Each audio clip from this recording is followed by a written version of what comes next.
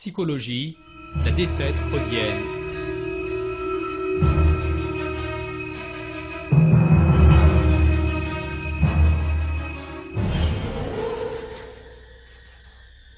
Le psychiatre autrichien Sigmund Freud représente le dogme athée dans le domaine psychologique au XIXe siècle.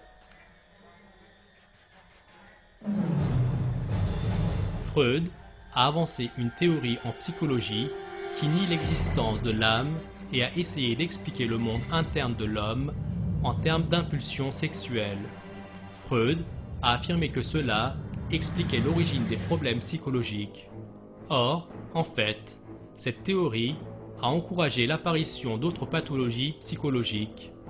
Cet enseignement, qui décrit l'homme comme une espèce animale vivant uniquement pour satisfaire ses désirs égoïstes, a accru en réalité les phénomènes de la solitude, de la peur et de la dépression chez les patients, car ayant éliminé les valeurs spirituelles inhérentes à l'homme.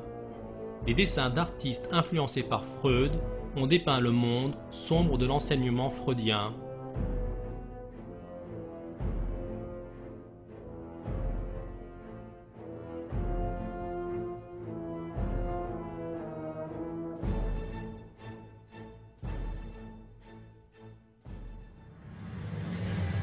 L'attaque la plus importante de Freud a ciblé sur la religion.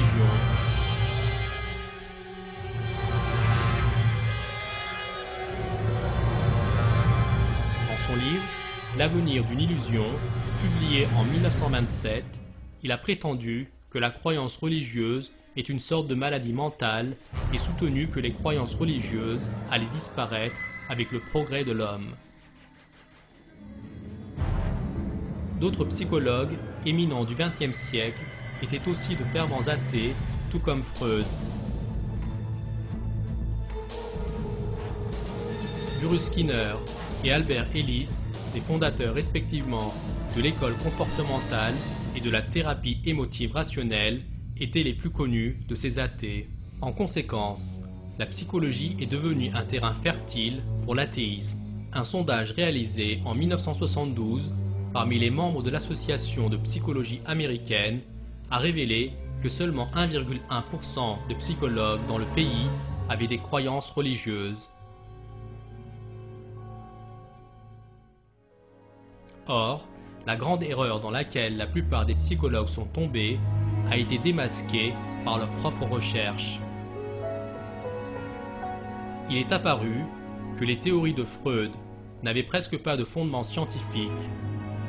On s'est également rendu compte que contrairement aux affirmations de Freud et de certains autres théoriciens psychologues, la religion est une base fondamentale pour la santé mentale. L'écrivain américain Patrick Glynn résume ces développements importants. La recherche scientifique en psychologie, au cours des 25 dernières années, a démontré que loin d'être une névrose, une source de névrose, comme Freud et ses disciples l'ont affirmé, la croyance religieuse est l'un des corrélats les plus consistants de la santé mentale globale et du bonheur.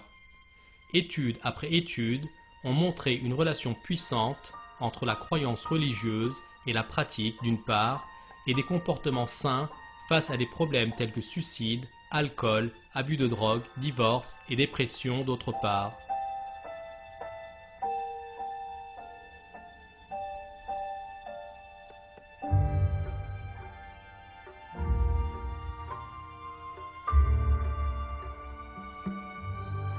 En d'autres termes, l'athéisme a souffert une défaite terrible dans le domaine de la psychologie.